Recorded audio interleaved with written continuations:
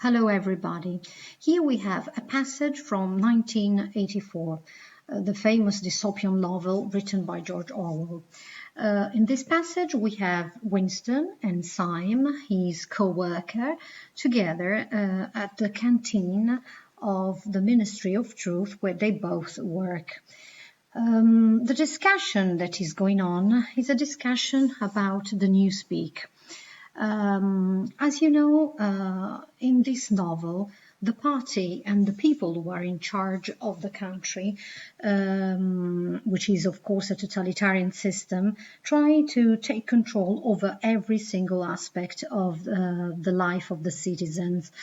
So everything looks alike, everything is under control. But there is one thing that is really important for the big brother, for the system, that is the language. So they have people who work on the vocabulary, trying to reduce the possibility of expressing ideas through a rich language. And this is the concept that Syme is expressing here. Because the language is a vehicle to give shape to your ideas, to your ideals. And what the party doesn't want people to have is free thinking. They need to control the thoughts of the people living in this place. And so, in order to do so, they have to reduce the possibility and the range of words they can use. But let's read the passage. How is the dictionary getting on? Said Winston, raising his voice to overcome the noise. Slowly, said Syme. I am on the adjectives. It's fascinating. He had brightened up immediately at the mention of newspeak. He pushed his panicking aside, took up his hunk of bread in one delicate hand and his cheese in the other, and leaned across the table so as to be able to speak without shouting. The 11th edition is the definitive edition, he said. We're getting the language into its final shape, the shape it's going to have when nobody speaks anything else.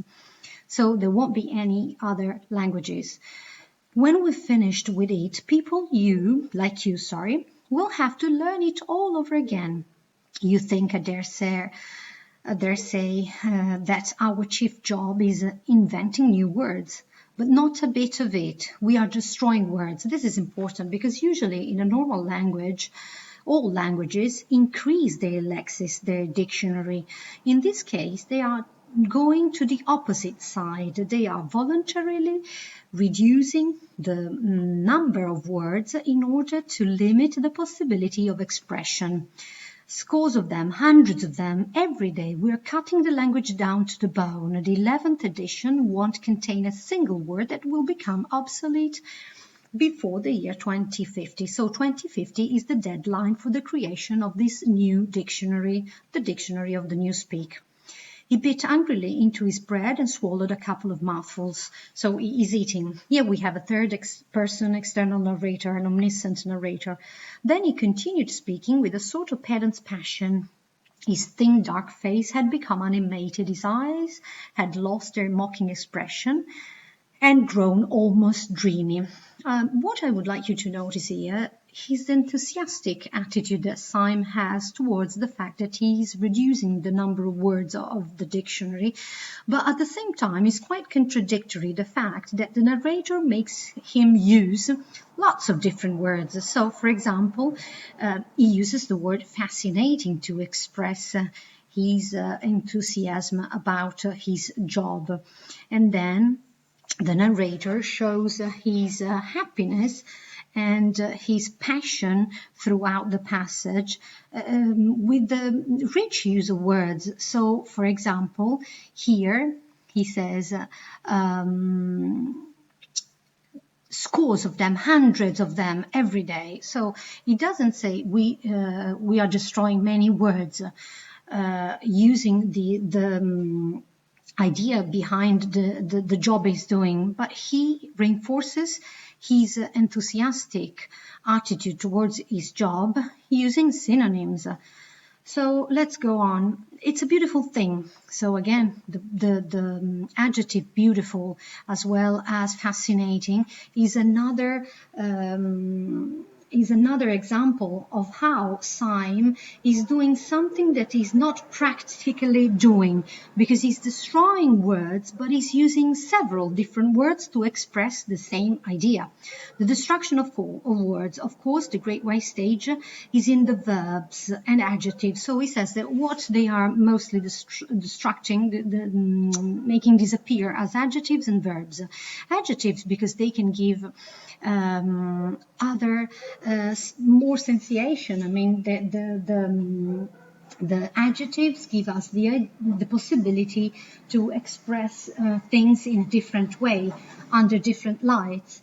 And but there are hundreds of nouns that can be got rid of, so we can also destroy nouns. So they are destroying verbs that are important, because verbs are related to actions, and in the party they want no action from the citizens, and adjectives because they can express the diversity of ideas. And so, but they also destroy nouns.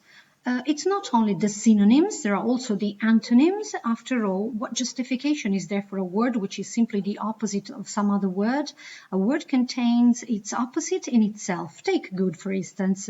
You have a word like good. What need is there for a word like bad? You see, he's saying that you don't need two different words to express one concept and the opposite. You can simply use ungood, which will do just as well. Better, because it's an exact opposite, which the other is not. Or again, if you want a stronger version of good, what sense is there of having a whole string of vague, useless words like excellent and splendid and all the rest of them? So you see, but at the same time, he's saying that you can use, rather than good, ungood and plus good, but he's not using different words here. He says fascinating, and then he goes ahead with beautiful, and so he is using a rich vocabulary. And as you will probably know if you have read the novel, Syme is a very clever person, and he is very faithful to the party. But this is a problem but this will cause a problem to him. Winston has a feeling, as a rebellious character, that Syme is too clever to keep on doing his job for the party. He knows that one day he will be vaporized. This is the sensation he has. And this is exactly what will happen in the novel. Because once he has done his job, he's so clever that the party will get rid of him, because the party needs people only to fulfill their achievement, to reach their goals. But then everybody has to be under control, and a very clever person cannot be under control for the rest of his life. So that's why one day he will be vaporized, and that's really what will happen to him, exactly like the words in the vocabulary. So we can compare the richness of the words with the richness of the intelligence of Syme.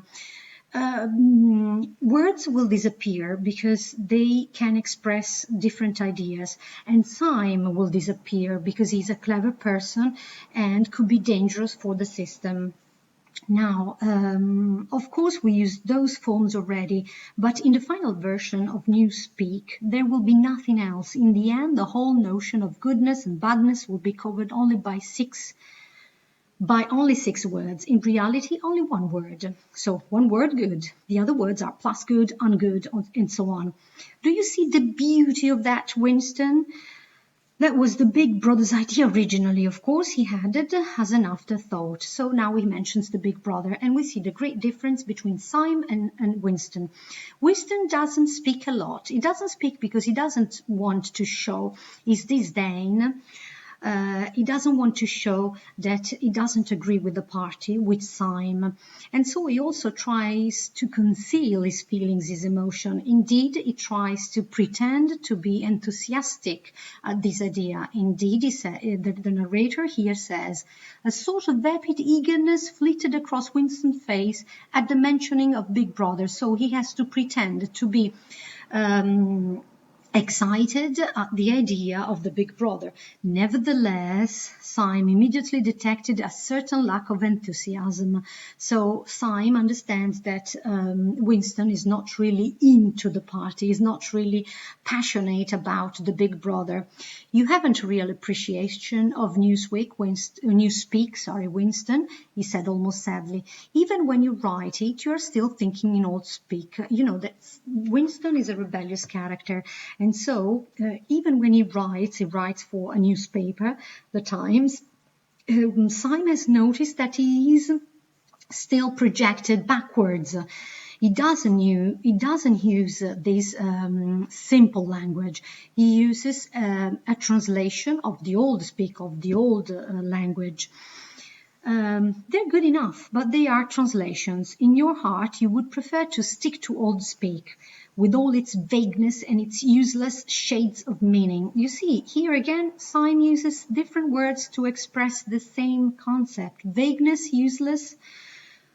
You don't grasp the beauty of the destruction of words. Do you know that Newspeak is the only language in the world whose vocabulary gets smaller every year? And here you have the the reinforcement of what I told you before, that in a normal language, you have more words year by year. Here, the dictionary is getting smaller. The lexis is being reduced.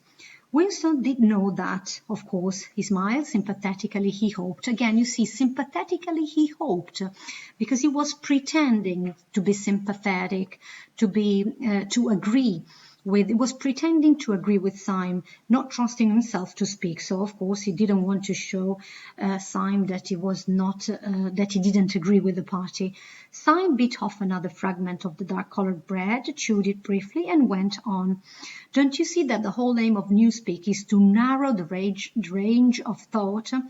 You see, here he openly tells what the aim of the Newspeak is, to narrow, to reduce the possibility of thinking, of free thinking. So as an individual, you are no more free to have your own ideas, and you are denied the power of language, because language is a very powerful aspect in the in the relationships, in the human relationships. Our societies are complex because as animals we can use the language that the other animals can't. So that's why the complexity of our reality, of our world. In the end, we shall make thought prime literary impossible, because there will be no words in which to express it. So you will not be able to express your opposite ideas to the system. So you will not be able to be a rebellious character, because you won't be able to express your ideas, because you won't have the words. Every concept that can ever be needed will be expressed by exactly one word, with its meaning rigidly defined and all its subsidiary meaning rubbed out and forgotten. So words will be cancelled, forgotten, exactly as Syme will be rubbed out and forgotten once he has fulfilled his job. Already in the 11th edition, we are not far from that point, but the process will still be continuing long after you and I are dead. Every year, fewer and fewer words, and the range of consciousness always a little smaller. Even now, of course, there is no reason or excuse for committing thought crime. It's merely a question of self-discipline, reality control. So, as you see, here Syme is trying to make Winston understand that the need to reduce the language is a need to control the situation. But in the end, there won't be any need even for that. The revolution will be complete.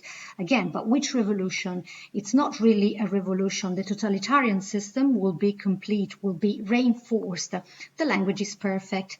Newspeak is Ingsoc. Ingsoc means English socialism, and Ingsoc is Newspeak. He added with a sort of mystical satisfaction. So the system, the totalitarian system, will be juxtaposed to the Newspeak, to this new kind of language. So you won't be free even to express your thinking. Has it ever occurred to you, Winston, that by the year 2050, at the very latest, not a single human being will be alive who could understand such a conversation as we are having now? So this is what happens in the Ministry of Truth. They are trying to reduce the dictionary, again, because the words allow individuals to exercise freedom of thought and freedom of speech. So the basic idea is that the shades of language have to be cancelled. There must be no